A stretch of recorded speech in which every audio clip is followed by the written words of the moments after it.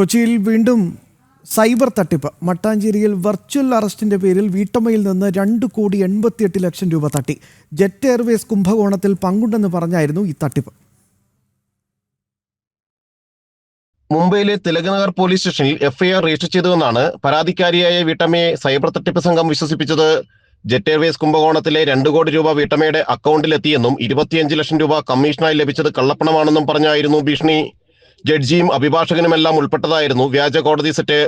പണം കൈമാറിയപ്പോൾ കേസിൽ നിന്ന് ഒഴിവാക്കിയെന്ന സന്ദേശവുമെത്തി. അടുത്തുള്ള പോലീസ് സ്റ്റേഷനിൽ ഹാജരായി പോലീസ് ക്ലിയറൻസ് സർട്ടിഫിക്കറ്റ് വാങ്ങാനെത്തിയപ്പോഴാണ് തട്ടിപ്പ് വ്യക്തമായത്. വീട്ടമ്മയുടെ പരാതിയിൽ സൈബർ പോലീസും അന്വേഷണം നടത്തുന്നുണ്ട്. കഴിഞ്ഞ ഒരാഴ്ചക്കിടയിൽ കൊച്ചിയിൽ 4 കേസുകളിലായി 30 കോടി രൂപയാണ് സൈബർ തട്ടിപ്പിലൂടെ നഷ്ടമായത്.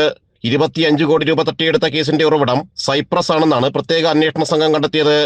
ക്യാപിറ്റലിക്സ് എന്ന വ്യാജ ആപ്പ് വഴിയായിരുന്നു തട്ടിപ്പ്. രാജ്യത്ത് 1000 പേർക്ക് ഈ ആപ്പിലൂടെ പണം നഷ്ടമായിട്ടുണ്ട്. 1 കോടി രൂപ വരെയാണ് സംസ്ഥാനത്ത് നഷ്ടമായത്. ജനം, കൊച്ചി.